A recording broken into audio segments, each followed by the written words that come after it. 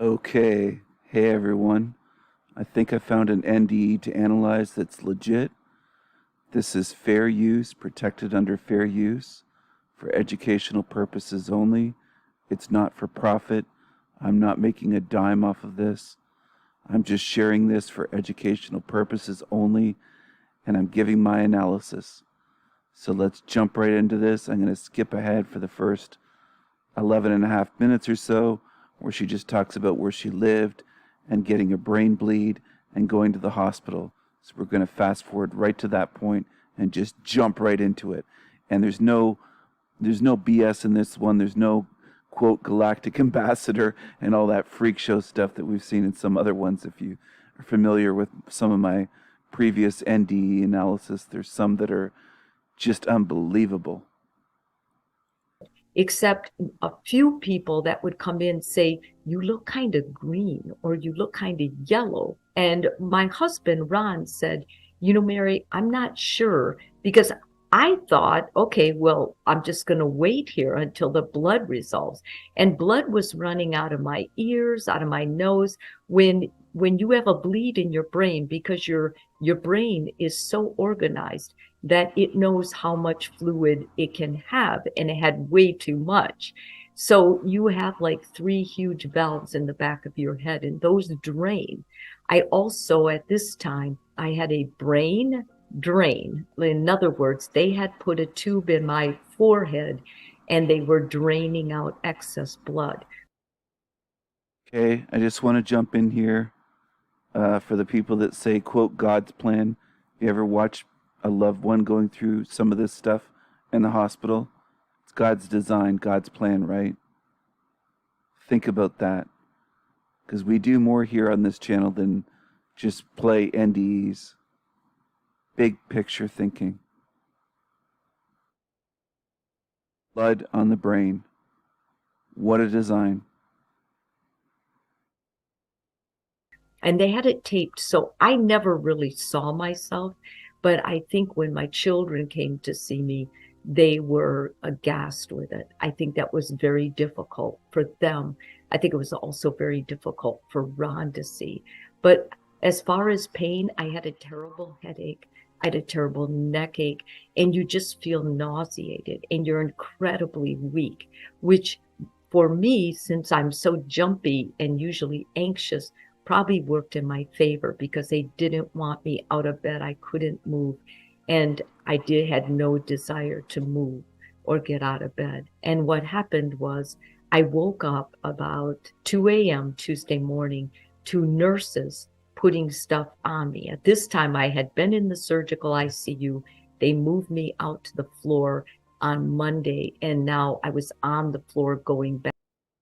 Just gonna ask again, have you been in a hospital?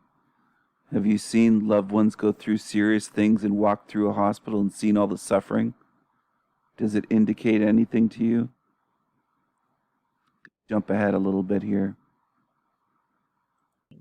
So when I was in the surgical ICU, I guess there had been an emergency call to these neurosurgeons in Santa Fe. I don't think they were supposed to come back until Thursday, but two of them came back, if I recall that correctly. Anyway, what happened was they decided that they were going to do surgery on my brain. They had been able to locate the aneurysm, and they believed I was getting septic. And without this brain surgery, I was not a candidate for them to coil it because it had already. Sorry about that. A brain aneurysm. I actually had a cousin that had that and had to have surgery, emergency surgery, or he would have been dead. So it's uncommon, but in a way, it's not extremely uncommon. Um, but it is an extremely poor design by quote God, if you really want to think about it that way. And there's a lot of that stuff that pops up. Burst. And coiling would have been easier because they could have gone through the groin and just not had to open the brain, but they had to open my skull. And during that time, when they were getting me ready and talking to Ron, I saw a white light, and it was in the upper right-hand corner of my room. You know, I had been in ICUs, I had been in surgeries as a nurse. I mean, I had worked in the hospital a good portion of my life. And this light was not like anything else I had ever seen. It was a bit ethereal. It was a kind of a different color. It was luminescent, but it also was soft. And as I looked at it, I thought, what is that? Is that a tunnel? Because it almost has like that round, the corrugated side almost, as if it would be an encapsulated tunnel. And then as I look at it, I thought, well, I'm not impressed because it's so little. And then all of a sudden, I am moving into it. And it's quite odd the way your body moves into it because you're not lying down flat. You're kind of upright. And your eyes work in a way that I know this sounds strange and even corny, but your eyes can see behind you. I could see and sense that my body, the shell, was on the bed. Okay, I have to jump in here. That's, of course, extremely common that you can see behind you. And of course, you don't even have eyes, much less eyes in the back of your head. But when you're out of your body, you don't have eyes at all, which is something that people sometimes neglect. Sorry, I'm stumbling over my words here. Which is something that a lot of people neglect to think of. When you're out of your body, you don't have eyeballs. You're not breathing. You don't have a nose or a mouth, but you can see.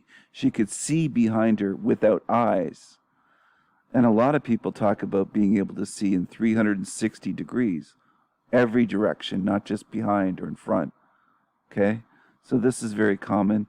And then she's talking about how you use your senses to see. So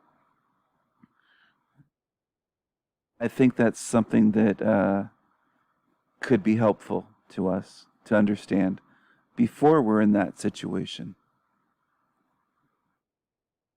But what was unbelievable to me is I believe my consciousness, which is very important to me, was with me.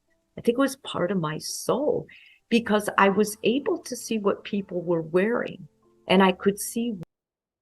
Jumping in again just for a second, I do believe that a lot of people are like her and they just assume they're not going to have their consciousness, they're not going to have their personal identity, they're not going to be who they are, but then they're surprised that that's the way that it is.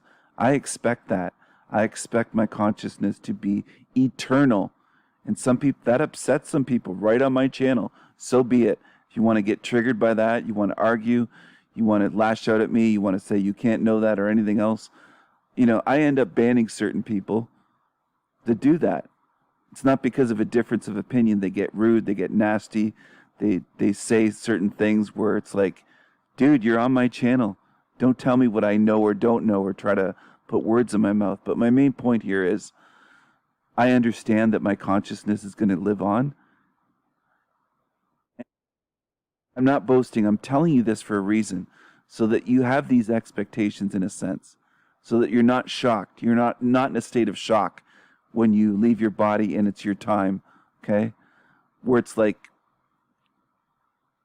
have a knowing instead of being shocked by the whole process. Because if you're in shock, then it's easy for them to manipulate you, deceive you. But if you kind of know these things beforehand and you go into it ready for it, it's just a lot better, if you see what I'm saying. So hopefully I'm coming across properly at this time in the morning. So I'm doing my best here, but I'm trying to pump out as many videos as I can, and I want to get this one done. Ron was there. He had his head in his hands. He was crying, and he was looking at this document. It was a surgical consent. And all of a sudden, I left that. I didn't care about it. I was so focused on what I was seeing. And I came to this luminescent, like a light pinkish room. And I got the sense that there were no walls. It was just mass. It was an opening, if you will. And I wasn't the only person going through it. It felt like there were other people. And I'm referring to felt a lot because it doesn't make sense. But you sort of you see with your senses too. Everything is with you as one. And I felt like I knew that place. So she felt and she used her senses, but a lot of that could be your spirit seeing and your intuition, and even things that, like intuition, you can work on that here. You can work on developing that more. You already have it, but you can work on developing it more. And I do see what she's saying, and that's why we have the expression, do you see what I'm saying? A lot of times I say that. Do you see what I'm saying? I'm not saying, do you hear what I'm saying? Do you see what I'm saying? Do you visualize it? Are you using that sense when you're hearing my words? Kind of interesting. I think so, at least. Place. Like I had felt that place before. I had been there. And all of a sudden, I didn't see the exact action, how it happened. God was holding me and he said, it's not your time. And I was so disappointed because I wanted to be there with him. And there you go. That's extremely common, whether it's, quote, God or an angel or a loved one that really isn't your loved one, okay? It may look like one of your loved ones saying it's not your time, or it's not your time, you have to go back. And they want to stay there. So this whole thing about, oh, we just consent to everything. How come so many want to stay there and millions are back here? There's millions of people that experience a near-death experience, and what they all have in common is they're back here again. If you see what I'm saying. I had to throw that in there on purpose. And very different from what I ever expected. The love was not human. And it was comparing it like to human love would be plastic, like a credit card, whereas this was really deep. And Okay, so the love was not human. I believe in realms beyond here, we do have a deeper love, a more real love, more authentic, more powerful. That our love here might have a governor on it, just like our brain has a governor on it. Where we're limited by this realm on purpose. We're limited in so many ways. I mean, thousands of ways. I could probably make a video just talking about all the ways that we're limited here intentionally. They want us limited. They want us limited. They want us easily controlled, easily manipulated. Not just controlled, but manipulated so that we're easy to deceive. Okay? So outside of this whole matrix, she wasn't outside of it. As far as I'm concerned, she was at most like in the astral realm. And there's levels to this shit. But outside of the whole matrix, I do believe that we have immense love and immense capacity for love, for giving love and receiving it and feeling it. But more than a feeling, just almost like a superpower, you could say. And here it's diminished, it's degraded, it's limited, as is everything in this fucked up hell realm that we're in here. and I said, I can't stay, but why not? And I started telling God all of my accolades. I gave free cancer care. I would come up at night when people were dying. I would pray for people. I tried to be a good mother. I tried to be a good wife. I had been a good worker. Every positive thing I could think about myself, which is just so awful. And now, or arrogant or whatever. I don't think it's arrogant. Excuse me. I don't find her arrogant. I think she did her best in this life. I think she was desperate to stay there.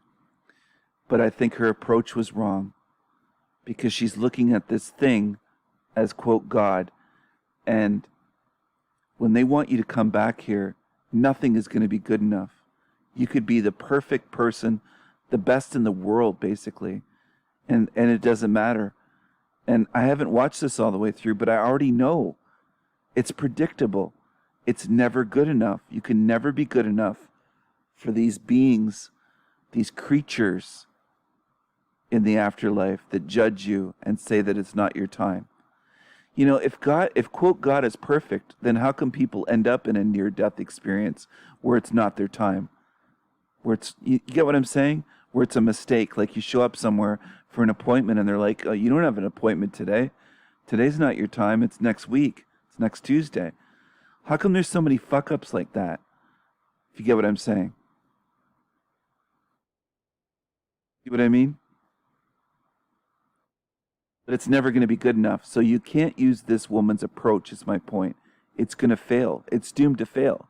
Because they have this set up where you can never be good enough no matter what you do here, no matter what you tell them, no matter how much it doesn't work. They end up back here. So that's a failed strategy. I'm not blaming her. She probably had no idea of the topic that we're studying here. She went into it blind. And that's the problem. We need as much knowledge as we can gather here. That's why I don't understand when people come to my channel and say, so what do we do? Just wait to die? Well, maybe if you're lazy, but you're not like me then, because I'm researching my ass off. Okay? And thinking about this, not just watching this stuff and researching, but thinking about it using my own mind, analyzing it, pondering it, thinking.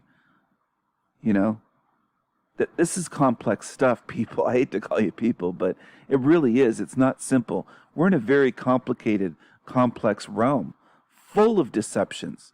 So when people want a simple answer, I don't know where you come from when you say, how do you get out? Or what's your, you know what I'm saying? Like, I don't know what you want. Do you want me to say, oh, when you go to the astral realm out of your body, you go straight ahead down this hallway and you turn left and you go around the corner and there's a door. It's a blue door, the third one. Knock 3 times on that one. Third door, knock 3 times for 33.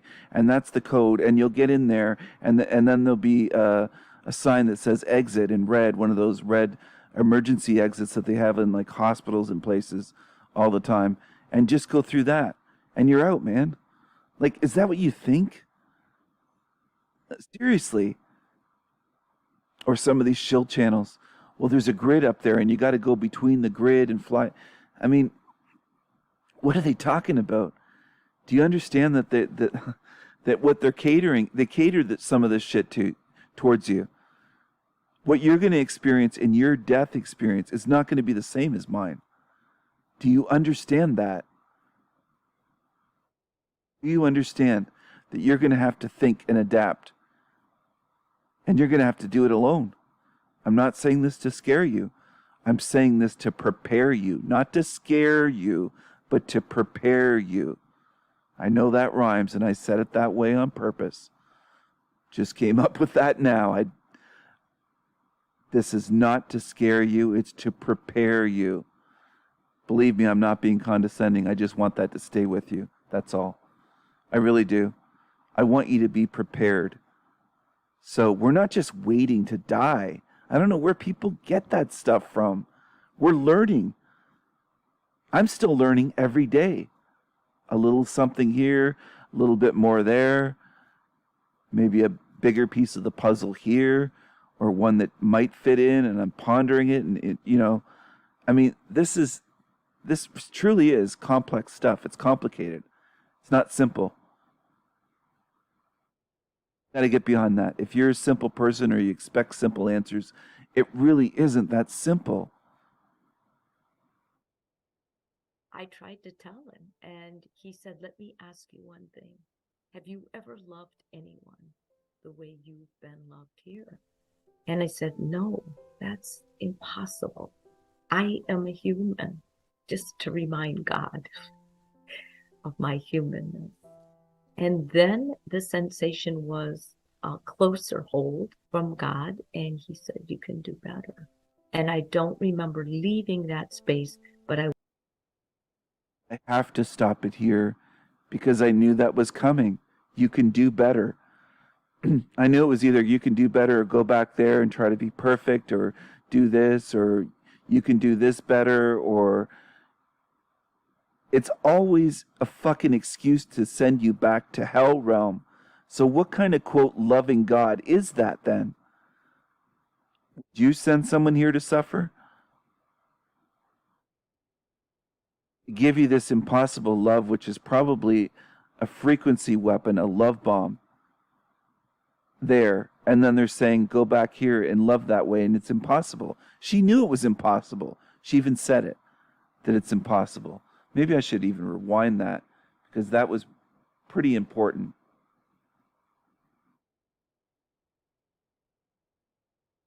to tell him. And he said, let me ask you one thing. Have you ever loved anyone the way you've been loved here? And I said, no, that's impossible. I am a human, just to remind God of my humanness. And then the sensation was a closer hold from God, and he said, you can do better. And I don't remember leaving that space, but I woke up to Ron, like shaking me because he felt like I was unconscious, and saying, Mary, we have to make this decision together. Like, they have to open your brain and they have to clip this vessel. And you might never be the same. You might not be able to run, Mary, or even walk. And I'm a runner. I was a runner. I was running 50 and 100 milers. Running was my life. And he said, and your personality might change completely. How sad is that? To send her back here to endure that out of, quote, heaven. Okay? You can do better. And to send her back into a body that has to have brain surgery and go through all that. Can you imagine? Put yourself in her shoes, please. I'm trying to help you understand, especially the people that don't understand the soul trap. Maybe this will help you get it. Okay? The quote God is not sending you back to a good place.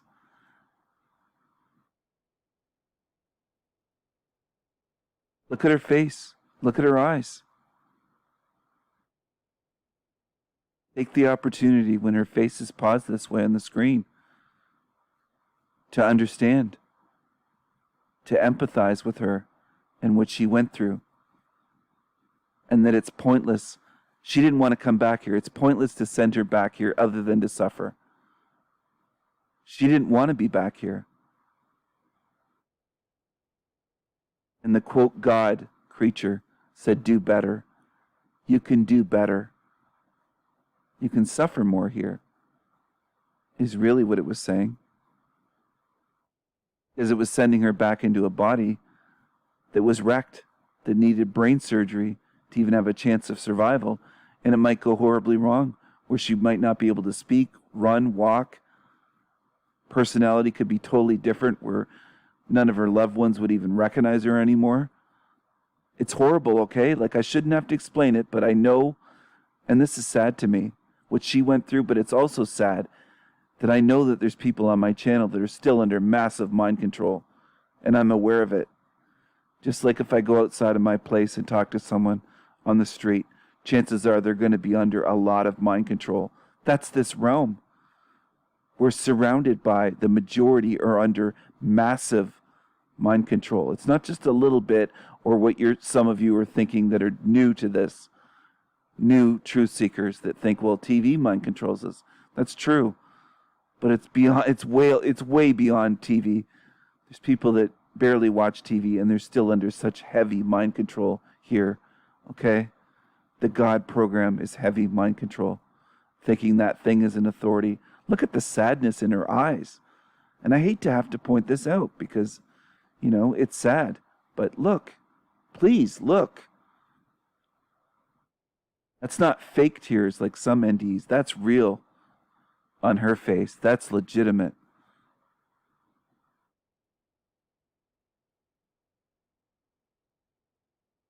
You can see it if you look long enough. Take a good look, and I really want you to see it.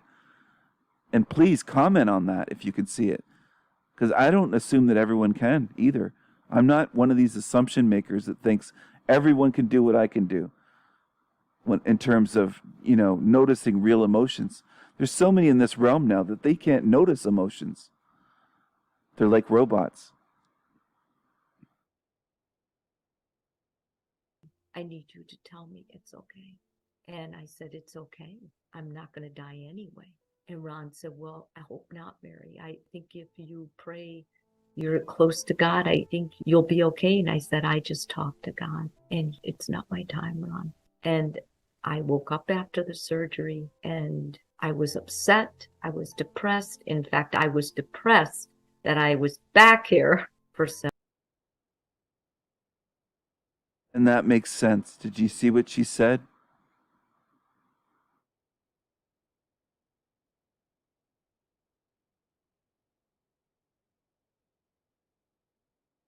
I was upset. I was depressed. In fact, I was depressed that I was back here for several months after.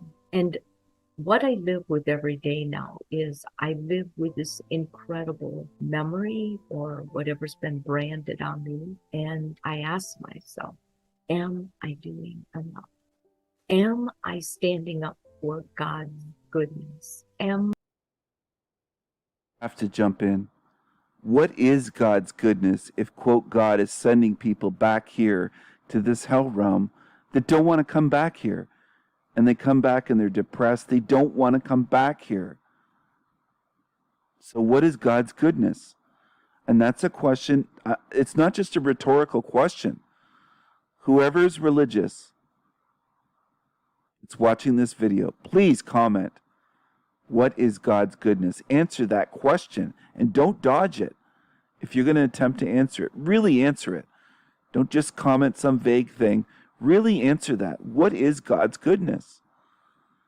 And don't approach it assuming, well, he just is angry at God or he just whatever. No, I want you to answer it in a straightforward way. The way you would answer if I said, what is your mother's name? You would be able to do it. You wouldn't start doing the song and dance and dodging around and dancing and avoiding the question.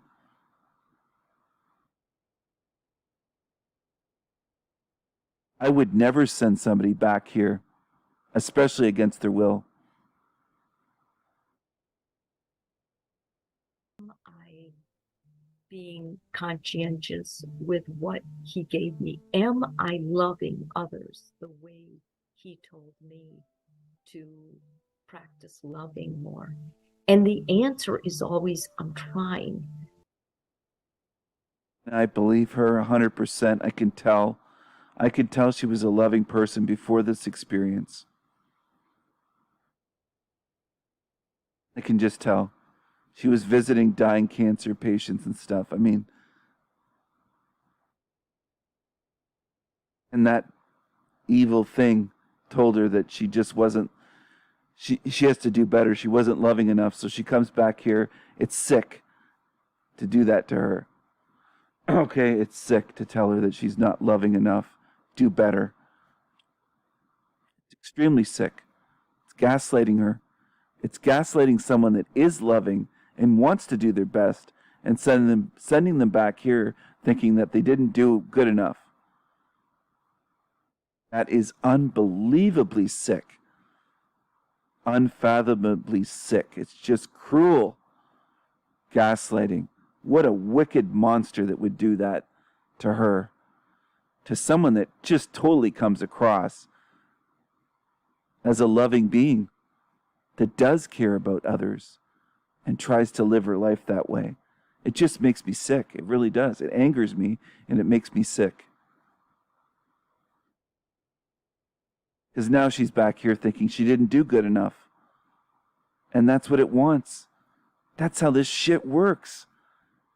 It deceives you. It manipulates you that way. That's why I'm making these videos, to prepare everybody that I can possibly reach so they don't fall for any of these tricks.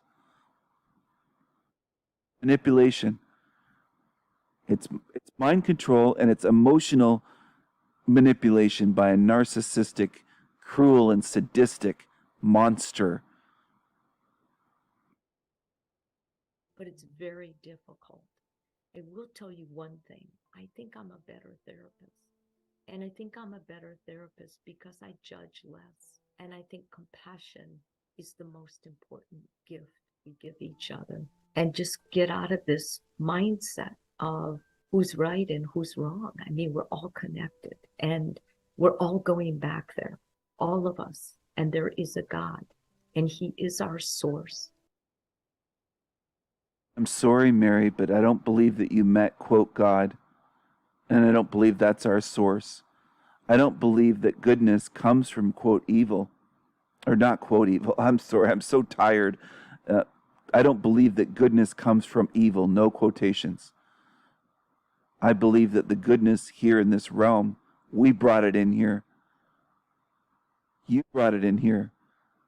And all the good spirits bring it into this realm. And we toil and we build shit out of the dirt, dig things up out of the ground. That's how all this was built, basically. The trees and the minerals and the rocks toiled away to build what we have here, due to whatever put us here like slaves. Okay? I'm sorry, but it's the way it is.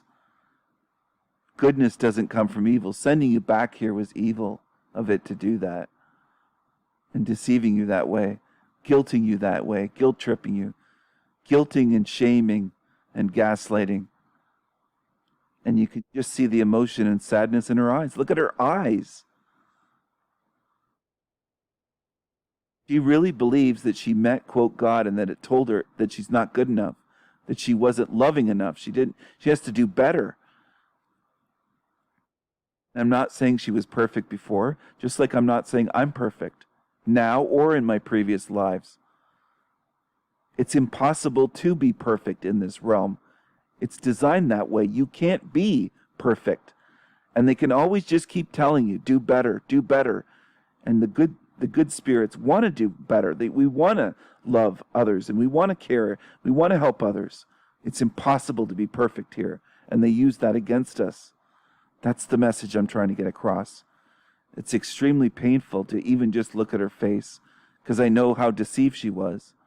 And I can tell that she was a good being before her near-death experience.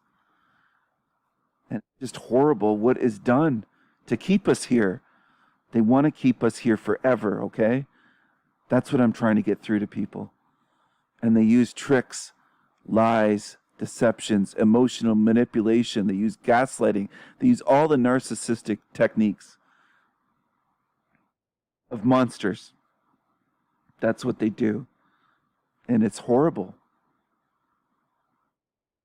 It's just fucking sickening. It really is, because somebody that wants out and has gone through all that and has to have brain surgery, doesn't want to come back into this body, to trick them back here into this, to guilt them and say that you just didn't do good enough. Do better. Fuck that monster that did that. Whatever that thing is or was.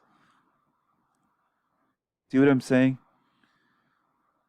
And yeah, it does make me emotional. It does get to me. It does make me motivated too. It makes me want to destroy and end this matrix and set every good spirit here free. No matter what I have to do, if I have to spend who knows how long fighting for that, I'm not going to give up. Okay? Because when I see what has gone on here, I know what's going on here. And I know there's deniers, and I know there's straight up demons sometimes that come after me and they come onto my channel and they deny that this is going on. Some of them are demons. They're of this realm. They're not like us. They're not like us inside. They don't have the same kind of spirit or whatever we are. They're not like us. They're not like us. And some of them come and they deny this and try to pretend that it's just crazy. There's no such thing as a soul trap. Look at her face. Look at her eyes. Look at the expression on her face. Hear what she said. She wanted to stay there. She didn't want to come back here. You understand? Do you understand why this is important?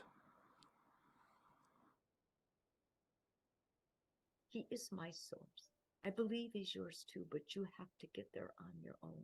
And I believe he knows each and every one of us. He connects to us in a way that we can't possibly understand. We're very limited with our minds, with our brains, with our bodies here. It's left.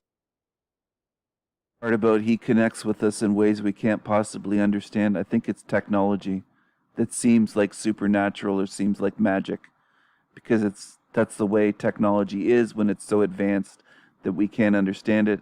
Humans treat it that way, like it's supernatural. The same way as if I brought my laptop back to, the year 1000 AD.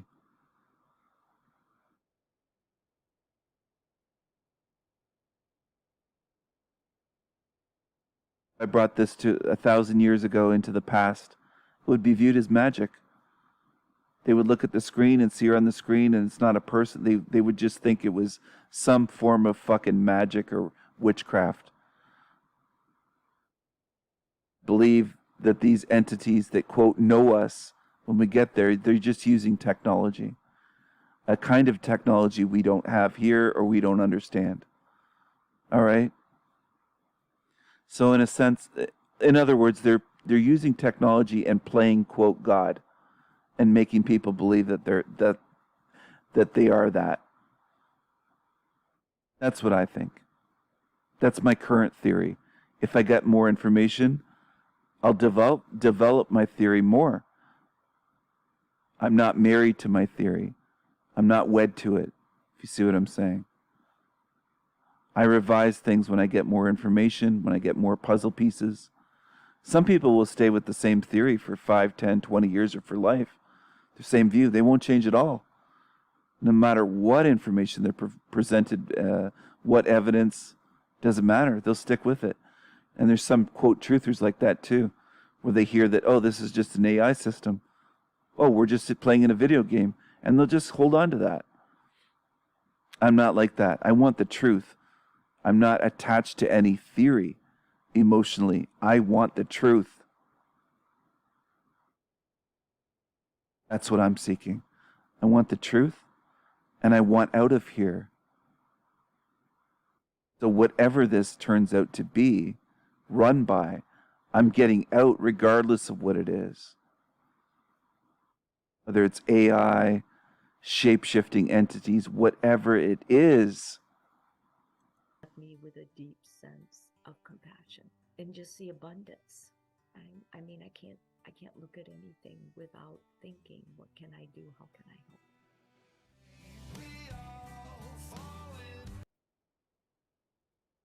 All right, everyone. I hope you enjoyed that. I'm trying to see the time on that one. Oh, wow. My eyes are blurry. It's so late at night. I was making other videos, and I'm just trying to get as much done as I can. And I'm not planning to leave this realm anytime soon or immediately, but there's always that possibility. And something could happen to me and take me out, basically. Who knows? I'm not saying that's going to happen. It could happen. But I'm trying to get as much out there as I can. And trying to share things, and I'm trying to open your mind and get you thinking so that you can really think on the fly and adapt. And I realize there's people on my channel that already have that ability. So trust me, I'm not talking down to you. I'm not talking about you. I'm talking about ones that really do need some help in that area. And I can tell. And you know how I can tell is they always want to be told what to do. They want me to tell them what to do, or me to tell them how to get out of here. I can't tell you how to find your way home, man. If you're lost here, I don't know where your home is. I don't assume it's where mine is. I think we're from different places. A lot of us. Maybe some might have some might be the same species as me or have the same home. I don't know that right now. I don't have that knowledge. But I don't think there's just this huge matrix and there's just one exit door when you get there. Get what I'm saying? That's the way I view things. I think it's a really simple child's view if you think there's just one exit door and that some people have found it and they can tell everyone else, here's the exit door, and everybody, when they get there, just go through that same door. I don't think it works that way. I really don't. And people will then rephrase it. Like, it shows that you're desperate and you don't want to think for yourself. They'll say, what's your plan? How come you don't give us solutions? I'm trying to get a lot of people to see where they are first, what this realm is. You got to go through step 1. You can't jump to step 100. It just doesn't work that way. It really doesn't. And beyond that, if you don't care about the suffering here, then why should I even help you at all get out of here? If you see what I'm saying. How do I know that you're not just evil and just trying to use me? You hop on my channel and out of your very first day here, the first day that I see you commenting, you're asking me how to get out. Well, I'm not going to just trust you and let demons out of this place. You know? I don't just trust everyone instantly, all right? And I know that evil can be tricky, and they will try to get information and do things that way. But anyway, I'm going to end this video. I've been talking for a while. I am very tired now, and I did my best. I do hope you enjoyed it. I hope you appreciate it. I hope you use your manners and you're polite in the comments. I hope you got some value and you learned something from this, or you at least contemplate something that was in this NDE.